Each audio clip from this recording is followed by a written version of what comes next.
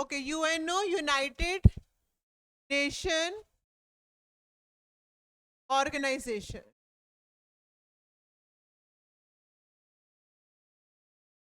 अब united nation organization है क्या?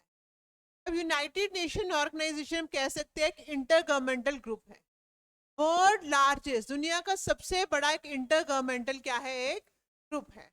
ठीक है, सारी 193 कंट्रीज जो है वो मिलके एक ग्रुप बनाती है जिसको हम क्या बोलते हैं, यूएनओ। अब बात आती है यूएनओ, अब बात ये आती है कि यूएनओ हमने क्यों क्रिएशन में आया, यूएनओ क्यों बनाने की जरूरत पड़ी। ठीक है, अब क्या हुआ, जो सेकेंड वर्ल्ड वॉर होती है, क्या होती है, सेकेंड वर्ल्ड वॉर होती है, तब आपको पता है एक लाइफ का, वेल्थ का, ट्रेड का, इकोनॉमिक डिस्ट्रप्शन बहुत ज्यादा होती है। क्या होती है, इकोनॉमिक डिस्ट्रप्शंस बहुत ज्यादा होती हैं। जिसके बाद क्या होता है कि सारी कंट्रीज मिलकर डिसाइड करती हैं कि हम क्या करते हैं, कुछ इस तरह की ऑर्गेनाइजेशन बनाते हैं जो पीस और सिक्योरिटी को क्या करें, क्या करें, पीस और सिक्योरिटी को मेंटेन करे।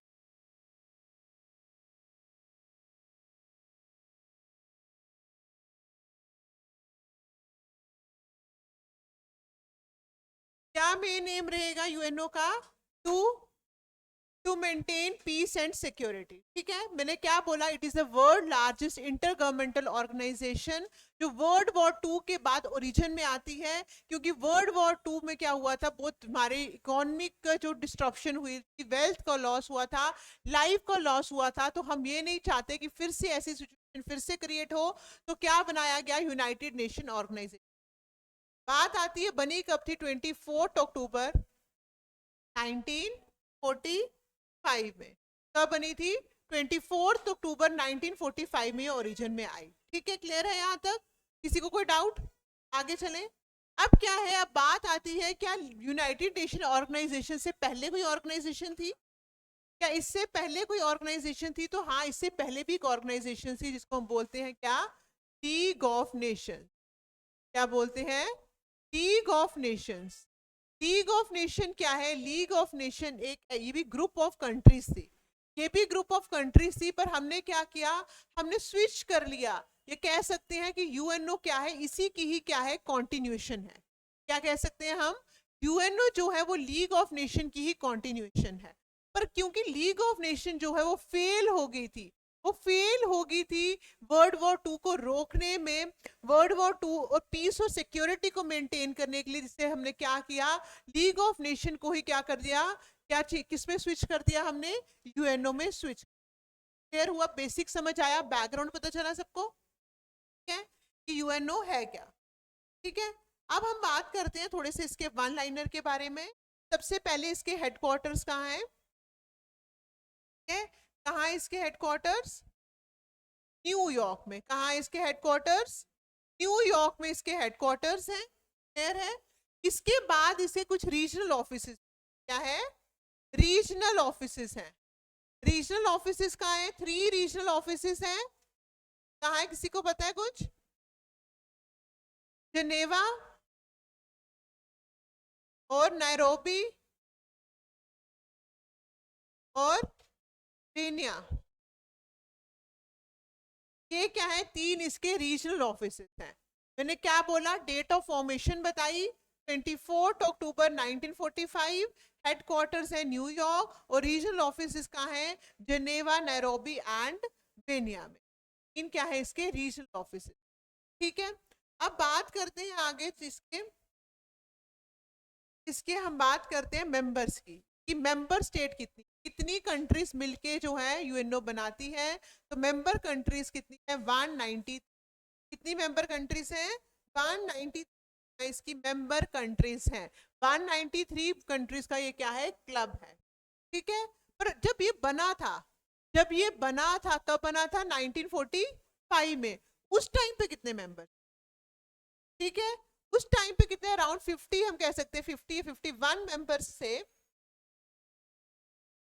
ठीक है, और उन मेंबर्स को क्या बोला जाता है, जिन्होंने मिलके बनाया है उसको बोलते हैं, हमारा मेन ये पता करना है, आपको बताना है कि मेरा मतलब है कि फाउंडिंग मेंबर्स, जो मेंबर्स जो होते हैं मिलके एक चीज को फॉर्म करते हैं, फाउंड करते हैं, उनको बोलते हैं क्या, फाउंडिंग मेंबर्स, क्या बोलते हैं उनको, फाउंडिंग मेंबर्स। और India was the founding member of UN.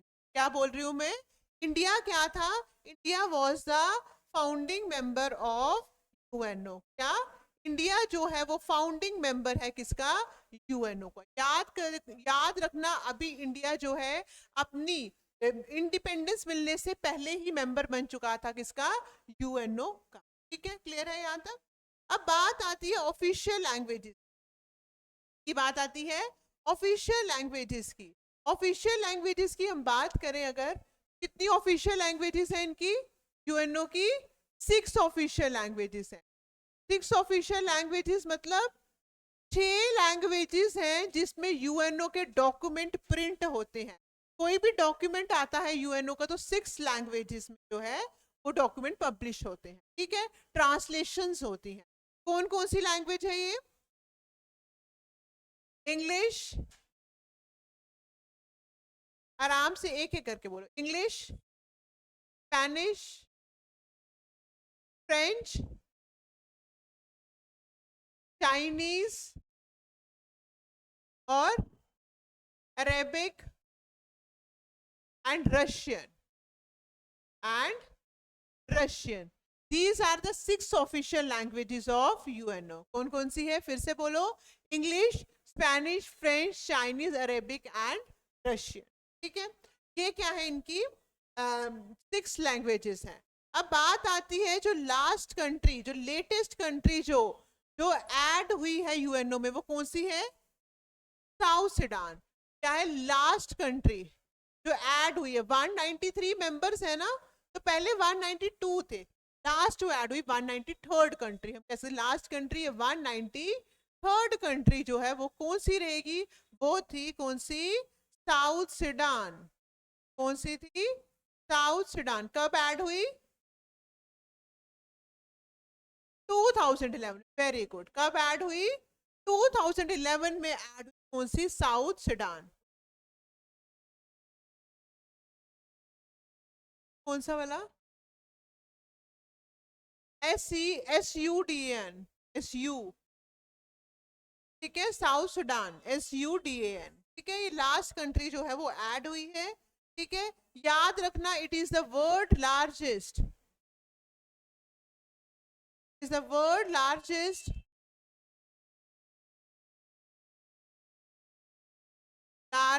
Intergovernmental organ,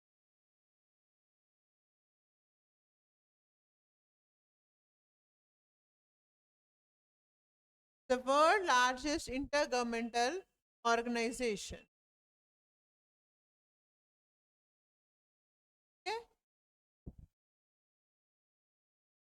का एम क्या रहेगा, एम वही रहेगा, to promote peace and security. अब बात आती है इसके ऑर्गन्स की। ऑर्गन्स, कितने ऑर्गन्स है यूएनओ के, 6 ऑर्गन्स। कितने ऑर्गन्स है, 6 ऑर्गन्स है। 6 ऑर्गन्स है यूएनओ के। यूएन डी ए, यूएन, बातें मत करो प्लीज, यूएनएससी। आप यहाँ पे पढ़ लो, उसने पहले से पढ़ा है तो आपको भी आ जाएगा, आज बैलेंस हो जाएगा। यूएनएससी, आगे क्या है इसके बाद, इकोसॉक, और आगे आई से ICJ। इसके बाद बताओ, भूल गया, जल्दी बताओ। UNGA, UNSC, इकोसॉक, ICJ, trusteeship council and secretariat. ये क्या है, 6 ऑर्गन है किसके, 6 ऑर्गन्स है किसके, यूएनओ के। कौन कौन से हैं, UNGA, UNSC, इकोसॉक, ICJ, trusteeship council and secretariat. होता क्या है ये, अब बात करते हैं, एक एक करके सब पे बात करेंगे ये है क्या। ठीक है, सबसे पहले हम लेंगे किसको, UNGA को। अब UNGA का मतलब यूनाइटेड नेशंस जनरल असेंबली। क्या? United nation general assembly. अब यूनाइटेड नेशन जनरल असेंबली एक ऑर्गन है यूएनओ का। क्या फंक्शन है इसका, क्या काम करता है ये? It is a deliberative organ. याद रखना सबसे बड़ी पहली term, it is a deliberative organ. Deliberative क्या होता है? कौन सा ऑर्गन हुआ डेलिब्रेटिव? जहां पे डेलिब्रेशंस होती हैं। Deliberations mean discussions. जहां पे क्या होती है? डिस्कशंस। ब्रैकेट में लिख रही हूं डिस्कशंस। ठीक है, ये यूएनओ का वो ऑर्गन है जहां पे डिस्कशंस होंगी सारी।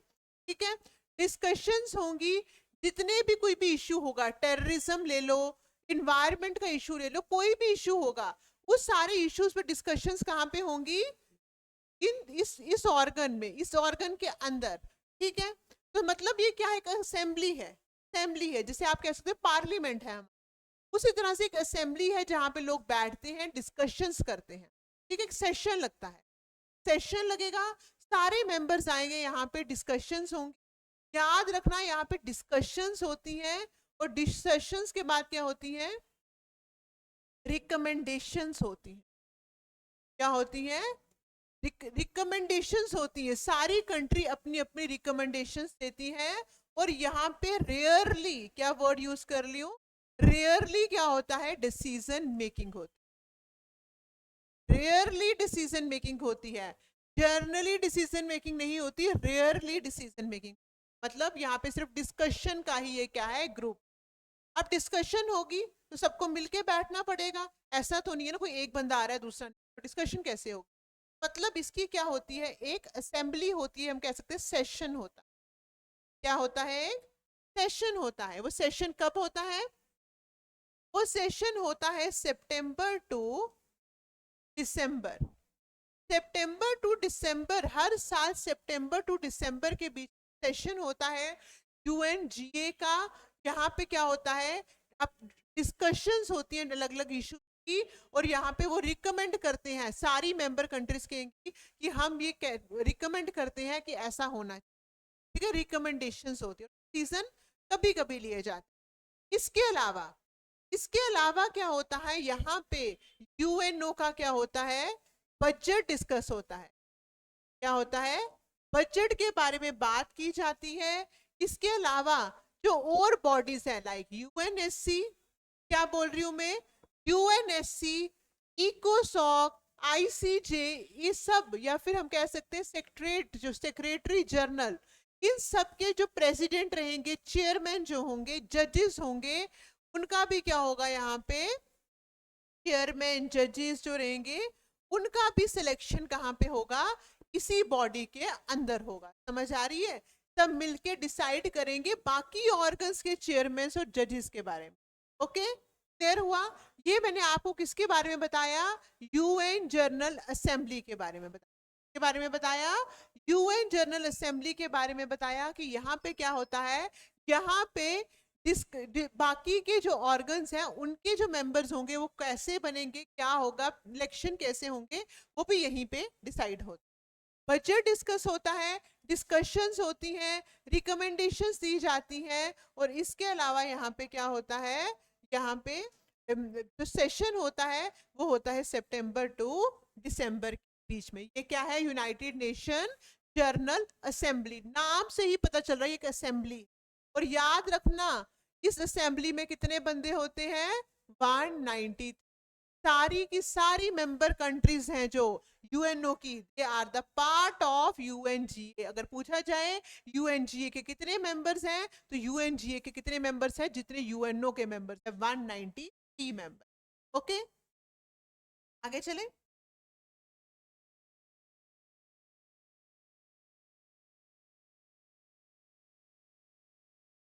हाँ, अब हम लेते हैं नेक्स्ट,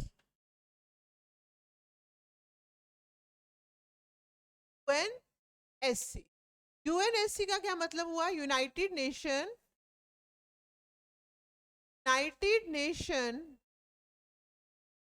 सिक्योरिटी काउंसिल।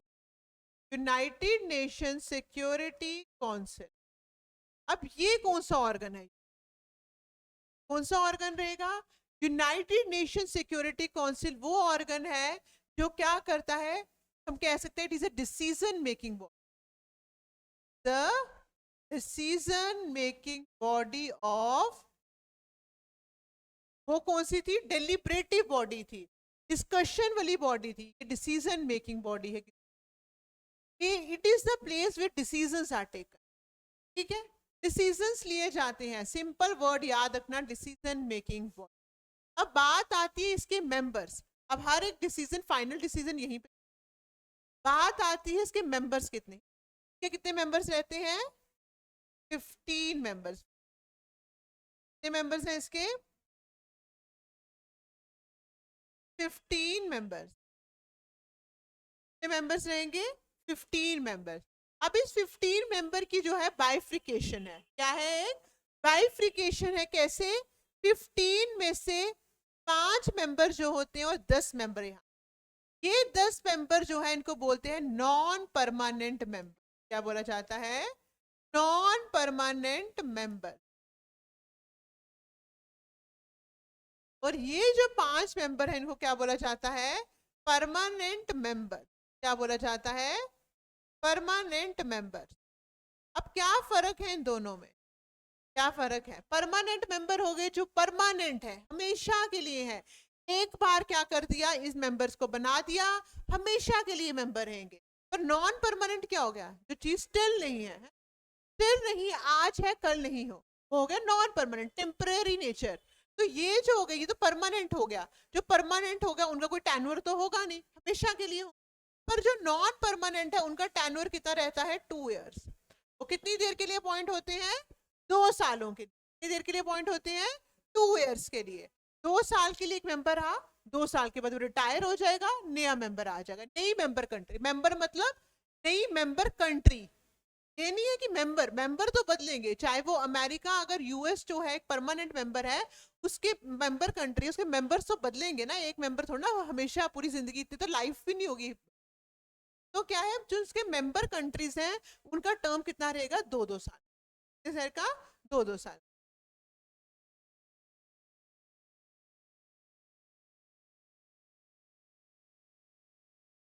ठीक है, अब मैंने यहाँ आपको बताया यहाँ पे क्या है, परमानेंट और नॉन परमानेंट। अब परमानेंट मेंबर कौन कौन से हैं? सिक्योरिटी यूएनएससी के परमानेंट मेंबर कौन कौन से, कौन कौन से हैं? वैसे बताओ मुझे, ये तो आपको आता होगा सबको। US, Russia, China, France and UK. These are the 5 permanent members of United nation security council. याद कर लो इनके के नाम, आपको याद होने। अब बात आती है नॉन परमानेंट। नॉन परमानेंट है तो चेंज होंगे, सेम तो रहेंगे नहीं, है ना? तो नॉन परमानेंट मेंबर्स जो होते हैं, सबसे पहले इनका 2 साल का टर्म होता है। इनको कैसे सिलेक्ट किया जाता है? बात आती है कि सिलेक्ट कैसे किया जाता है। नॉन परमानेंट हम चेंज कर रहे हैं तो सिलेक्शन का कोई क्राइटेरिया होगा ना, ऐसे तो नहीं रैंडमली कोई भी उठ के हम बोलेंगे अच्छा इस बार इसको बना देते, इस बार इसको बनाते, नहीं। क्राइटेरिया होता है, किस एरिया से कितने लोगों को लेना है, कौन कौन से एरिया से कितनी कितनी देर के बाद कौन कौन आए। तो क्राइटेरिया जो है ना उसको हम कहते हैं कैसे? Geographical basis. किस बेसिस पे आता है?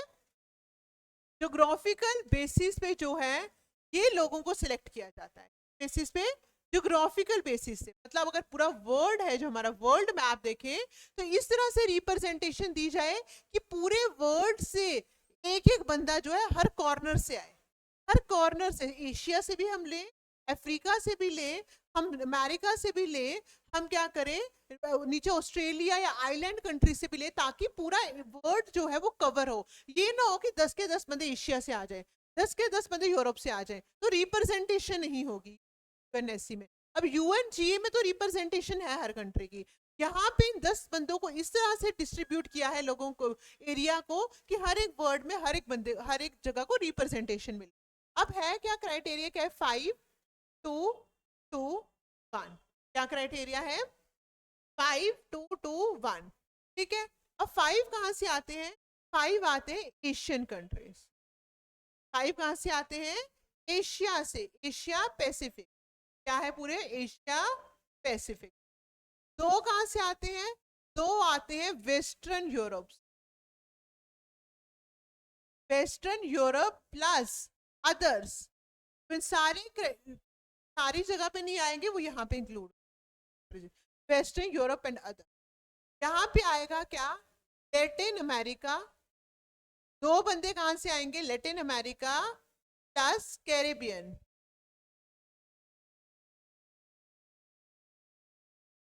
कैरेबियन, ठीक है। और लास्ट वाला जो वन है वो कहां से आता है? ईस्टर्न यूरोप से। कहां से आता है? ईस्टर्न यूरोप से। क्या बोला? 10 बंदे कैसे सेलेक्ट होंगे?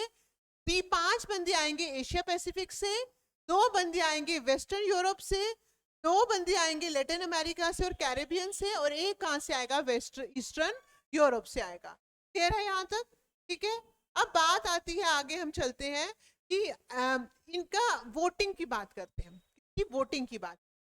अब ये 10 मेंबर्स हैं, इनके साथ सबके पास क्या क्या है? 1 वोट। क्या है? 1 वोट। यहाँ पे जो वोटिंग पावर है उसमें एक स्पेशल पावर आती है जिसको बोलते हैं हम क्या? Veto power. क्या बोलते हैं हम उसको? Veto power. वीटो पावर किसके पास होती है? परमानेंट मेंबर के पास। अब मुझे आप बताओ वीटो होता क्या है? हाँ जी बताओ, मैंने आपको पॉलिटी में भी पढ़ाया वीटो। हाँ, वीटो का मतलब क्या होता है? हाँ,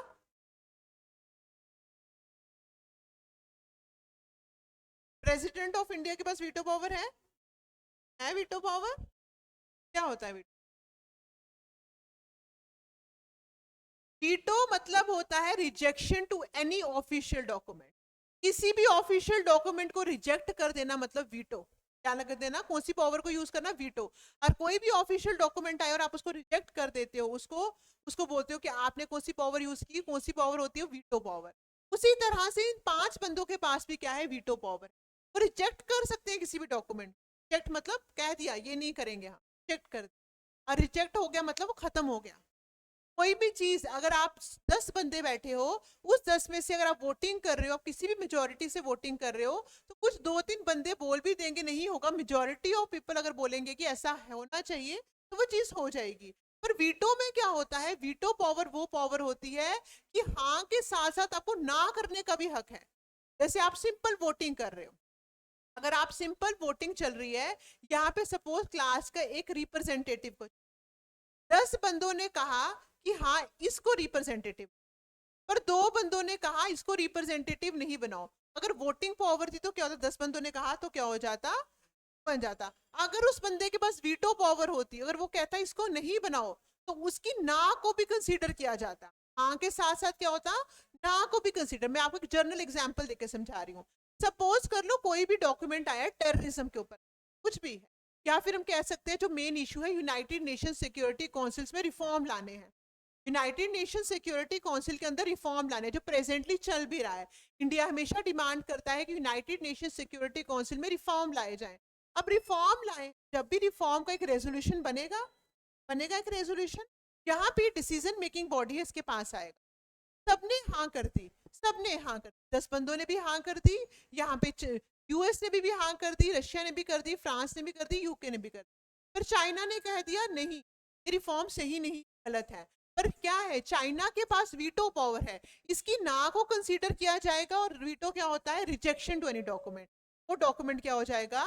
रिजेक्ट हो जाएगा। प्रोवाइडेड कि 14 बंदों ने हाँ की है, सिर्फ एक बंदे ने ना की है, तो वो डॉक्यूमेंट क्या हो जाएगा? रिजेक्ट हो जाएगा। ऐसी पावर को क्या बोलते हैं? Veto power. ये वीटो पावर सिर्फ इनके पास है, इनके पास नहीं है। अगर इनमें से एक बंदे ने ना बोल भी दिया तो इट हार्डली तो बाद में मना लिया जाता है कि आप क्या करो, आप करोगे, ठीक है, प्रोवाइडेड ये 5 बंदे माने, वो क्या बोलते हैं? Veto power. बताया किसके पास वीटो पावर है? US, Russia, France, China and UK. ये मैंने आपको एग्जांपल देके समझा दिया। सपोज कर लो यूनाइटेड नेशन सिक्योरिटी काउंसिल कुछ रिफॉर्म्स लाने हैं। अब ये तो नहीं है ना, आजकल के टाइम पे जियो पॉलिटिक्स चेंज हो रहा है, वर्ल्ड की पॉलिटिक्स चेंज हो रही है, क्या यही 5 बंदे क्या डिसाइड करेंगे पूरे वर्ल्ड को? क्या यही 5 बंदे पूरा यूएनओ के बारे में डिसाइड करेंगे, पूरे वर्ल्ड के बारे में डिसाइड करेंगे, सब कुछ गवर्न करेंगे? ऐसा तो नहीं है ना। तो इसमें रिफॉर्म्स आने चाहिए। और सबसे बड़ी बात, जब यूएनओ बना था तब अराउंड 50 कंट्रीज थी, आज 193 कंट्रीज हैं। क्या ये 15 बंदे सफिशिएंट है इसके अंदर? क्या इसको इनलार्ज नहीं करना चाहिए? करना चाहिए ना। तो ये सारी चीजों को भी क्या है, ये करंट के रिलेशन में कुछ टॉपिक्स है, ठीक है। अब बात आती है कौन से, non permanent members. Non permanent members मैंने आपको बता दिए, इन एरिया से लिए जाते हैं, 2 साल के लिए जो है इलेक्ट होते हैं। और अभी के टाइम पे इंडिया मेंबर नहीं है किसका, यूनाइटेड नेशन सिक्योरिटी काउंसिल का। याद रखना, अभी इंडिया मेंबर नहीं है। इंडिया इससे पहले मेंबर था, कब था, कब था पता है किसी को? इसको इरेज कर दूं मैं क्या? पता है किसी को? इंडिया मेंबर था 2021 टू 2020। ये 2 सालों के लिए इंडिया मेंबर रहा किसका, यूनाइटेड नेशन सिक्योरिटी काउंसिल का non permanent member. Member, non permanent member. आज तक इंडिया कितनी बार मेंबरशिप ले चुका है यूएनएससी की? 8 टाइम्स। कितने टाइम्स? 8 बार जो है इंडिया यूएनएससी का नॉन परमानेंट मेंबर बन चुका है। और लेटेस्ट कब बना, 2021 2022। कितनी बार बना इंडिया मेंबर आज तक? 8 बार बन चुका है। और लेटेस्ट कब बना, 2021 टू 2022 के बीच में।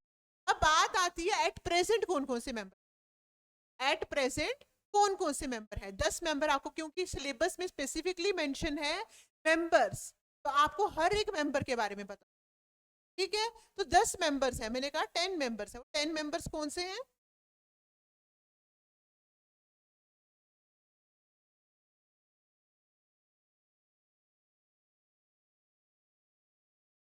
10 मेंबर्स के नाम लिखो। अल्जीरिया, अल्जीरिया, ठीक है। आगे लिखो इक्वाडर, इक्वाडर,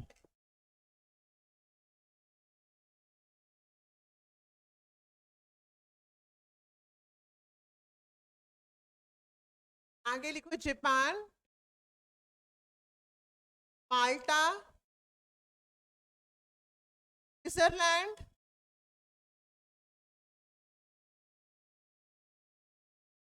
मोज़ेम्बिक,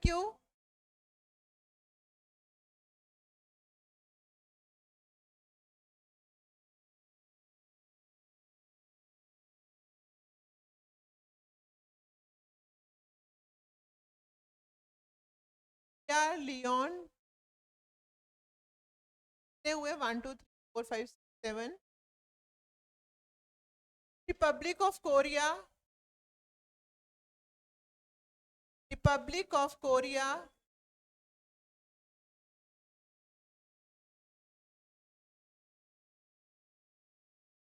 स्लोवेनिया, स्लोवेनिया,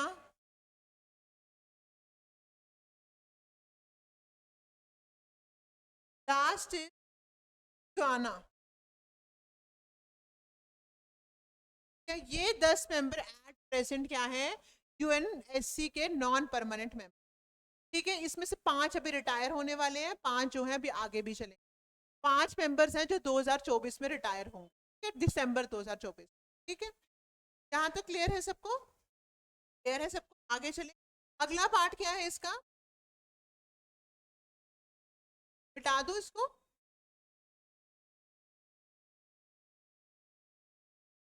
अब क्या है, नोट नहीं किया था, डिटेट कर। देखो, अल्जीरिया, इक्वाडर,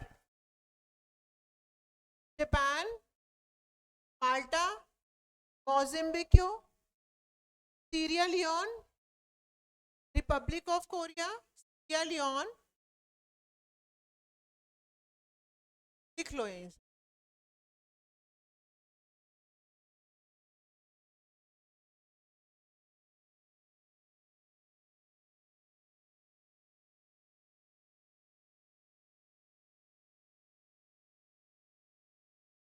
कर रहे हो आप? कहाँ पहुंचे? आगे लिखो, Slovenia, Slovenia and Guyana, GUYAN। अब आता है इकोसॉक। इकोसॉक क्या है? इकोसॉक का फुल फॉर्म है इकोनॉमिक एंड सोशल ऑर्गेनाइजेशन, हम कहते हैं सोशल काउंसिल। सॉरी,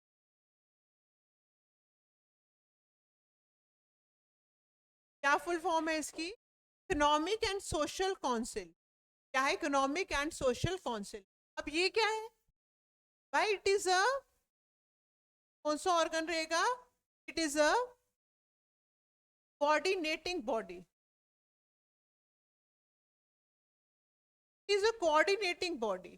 पहली वाली डेलिब्रेटिव बॉडी थी, दूसरी डिसीजन मेकिंग बॉडी थी। क्या है? Coordinating body. मतलब ये जितने भी इकोनॉमिक फील्ड और जो सोशल फील्ड्स हैं, क्या है? Economic and social field of UNO, उनमें कोऑर्डिनेशन बिठाएगा, कोऑर्डिनेट करेगा उन फील्ड। क्या करेगा? Coordinate. Coordinate economic and social field of, coordinating body है। ठीक है। अब बात आती है इसके कितने मेंबर्स हैं। फंक्शन पता चल गया क्या है। मेंबर्स की बात करते हैं। इसके हैं 54 मेंबर्स हैं, 54 मेंबर्स। अब बात याद रखना, तो ये 54 मेंबर्स होंगे और इनका जो प्रेसिडेंट होगा वो कितनी देर के लिए सिलेक्ट होगा? 1 ईयर के लिए। कितनी देर के लिए सिलेक्ट होगा? 1 ईयर के लिए। 1 साल के लिए सिलेक्ट होगा कौन? President and the members of UN साल के लिए। ठीक है। अब कौन इनको सिलेक्ट करता है बताओ? कौन सिलेक्ट करता है? यूएनजीए। बताया था मैंने पहले ही, कौन सिलेक्ट करता है इनको? यूएनजी। ठीक है। परमानेंट सिर्फ यूएनएससी में ही 5 परमानेंट मेंबर। अब हम चलते हैं किसमें? आईसीजे क्या होता है? International court of justice. Very good. International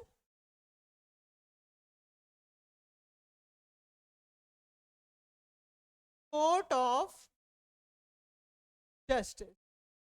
अब ये क्या हुआ? कोर्ट है भाई, क्या कह सकते हैं? इट इज अ, कह सकते हो it is a judicial arm. It is a judicial arm of UNO. UNO की क्या है? जुडिशियल आर्म है। ठीक है। कोर्ट है भाई, कोर्ट है तो किस तरह के इश्यूज डिस्कस होंगे? क्या इंडिया के अंदर कुछ हो रहा है वो तो ना डिस्कस होगा। जो स्टेट बेस्ड इशू है, दो कंट्रीज के बीच में कोई इशू आ रहा है, उनको रिजॉल्व किया जाएगा। कितने जजेस रहते हैं इसके अंदर? 15 जजेस। कितने जजेस रहते हैं? 15 जजेस। टर्म क्या होती है? एक जज सिलेक्ट हुआ, कितनी देर के लिए रहेगा? 9 ईयर्स। कितनी ईयर्स के लिए रहेगा? 9 ईयर्स। 15 जजेस होते हैं, 9 ईयर्स के लिए होते हैं। और ये 15 जज कौन सिलेक्ट करता है? याद रखना, यूएनएससी प्लस यूएनजी दोनों मिलके जो है इन जजेस को सिलेक्ट करते हैं। यूएनएससी और यूएनजी 9 साल का टर्म है। कहाँ पे है इसके हेडक्वार्टर्स? कह सकते हैं सीट कहाँ पे है इसकी? नीदरलैंड में। कहाँ पे है? Hague, Netherlands.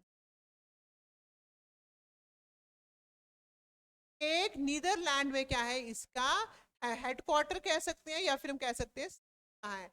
और एक कोर्ट कहाँ पे लगता है? ठीक है। अब जो जहाँ पे जिस बिल्डिंग में कोर्ट लगता है उसको क्या बोला जाता है? उसको बोला जाता है, उस बिल्डिंग को बोला जाता है पीस पैलेस। क्या बोला जाता है उस बिल्डिंग को? Piece palace. वो बिल्डिंग जो है जहाँ पे कोर्ट लगता है उसको बोला जाता है पीस पैलेस। क्या बोला जाता है? Piece palace. ठीक है। अब याद रखना, जो आईसीजे होता है ना, ये मोस्टली क्या करता है, जो अपनी डिलीवरेंस, अपने जो जजमेंट्स देता है ना, ये रिकमेंडेटरी होती है। ये नहीं होता है कि वो स्टेट ऐसा करेगी करेगी तो सजा मिल जाएगी।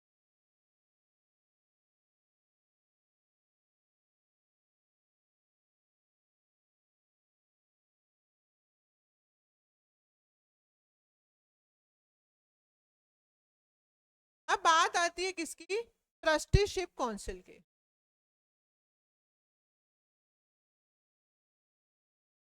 ट्रस्टीशिप काउंसिल क्या? देखो जो ट्रस्टीशिप काउंसिल है ना, जो ऑर्गन है यूएनओ, एट प्रेजेंट ये काम नहीं कर, डिसफंक्शनल। क्या बोल रही हूँ? डिसफंक्शनल है। पर यूएन चार्टर के अंदर इसका नाम दिया गया है, इसको डिलीट नहीं किया गया। बेशक ये 1994 के बाद ये डिसफंक्शनल हो, पर अभी भी यूएन चार्टर के अंदर इसका नाम दिया गया है, इसके फंक्शंस बताए गए हैं कि कल को ये हो कि फिर से जो है बॉडी बननी हो तो क्या हो, इसकी मतलब जरूरत पड़े तो फिर से इसका यूज हो सके।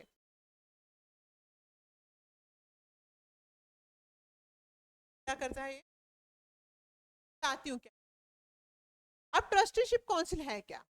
ट्रस्टीशिप काउंसिल, अब आपको पता है वर्ल्ड वॉर 1 हुई, वर्ल्ड वॉर 2 हुई।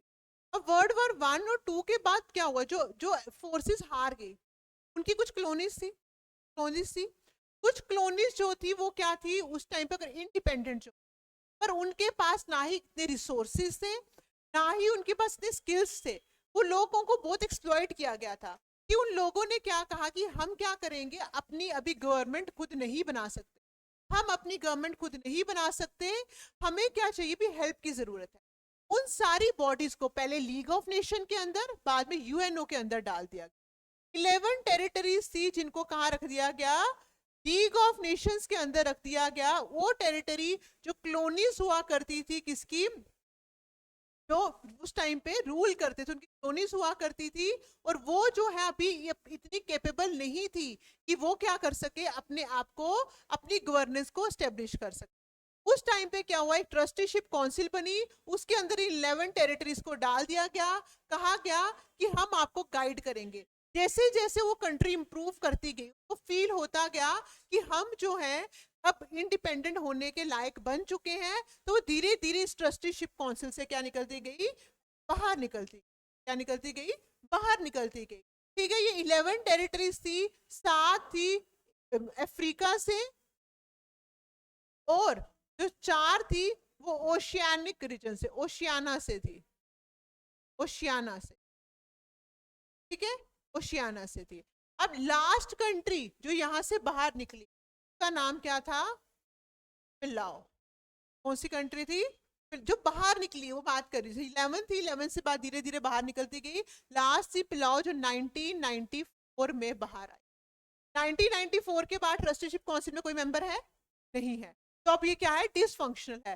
पर इसको चार्टर से बाहर नहीं निकाला गया। क्या पता कोई और कंट्री है जहाँ पे कुछ ऐसी प्रॉब्लम क्रिएट हो सके, जहाँ पे गवर्नेंस स्टेब्लिश ना हो सके, वो फिर से अप्रोच करेगी यूएनओ को, तो उसको फिर से क्या किया जाएगा, ट्रस्टीशिप काउंसिल रख दिया जाए। क्लियर है यहाँ तक, सबको पता चला ट्रस्टीशिप काउंसिल क्या है? किसी को कोई डाउट? सबको क्लियर हो गया, हुआ क्लियर, आपको हुआ क्लियर?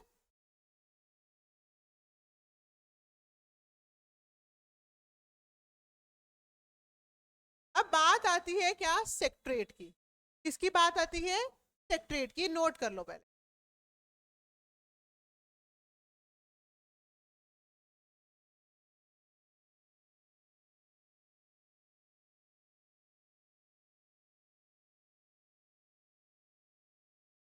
सेक्रेटरीट, सेक्रेटरीट क्या हुआ, सेक्रेटरीट वो ऑर्गन है यूएनओ का जो क्या करता है, डे टू डे फंक्शन। क्या हम कह सकते हैं एग्जीक्यूटिव आर्म, जो क्या है, एग्जीक्यूटिव आर्म है यूएनओ की।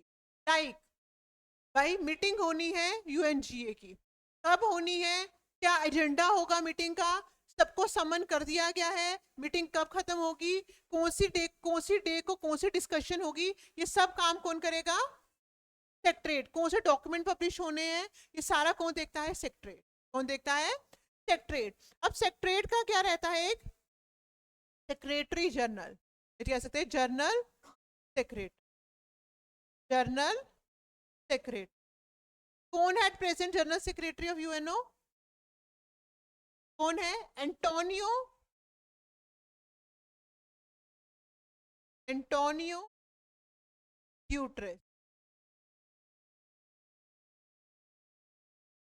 ई डबल आर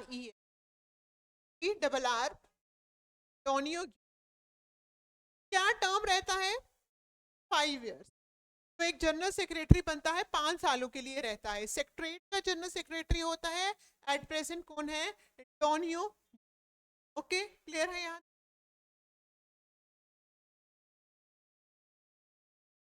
नोट कर लो, फिर मैं आपको कुछ वन लाइनर और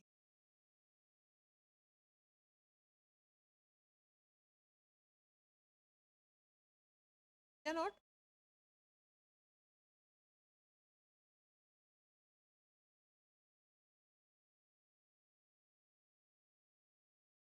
अब लिखो यूएनजीए का प्रेसिडेंट कौन। करंट वाला लिखा रही हूँ, current president of UNGA, president of यूएनजी लिखो। फेलिमोन, फेलिमोन यांग, फेलिमोन यांग, प्रेसिडेंट ऑफ यूएनजीए फेलिमोन। और अभी कौन सा सेशन चल रहा है यूएनजीए का, कौन सा सेशन चल रहा है, 79th सेशन, सेशन चल रहा है, 79 सेशन चल रहा है यूएनजीए का, और कौन प्रेसिडेंट है, फेलिमोन यांग।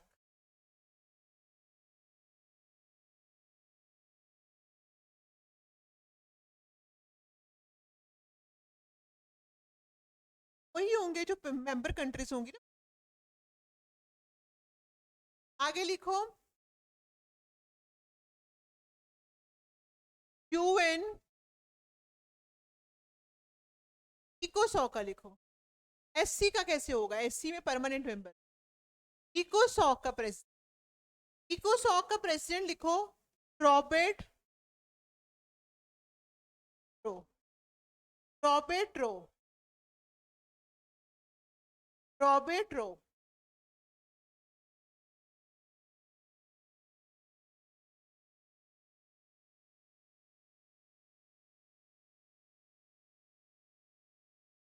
ओके, ये क्या है कुछ आपके वन लाइनर।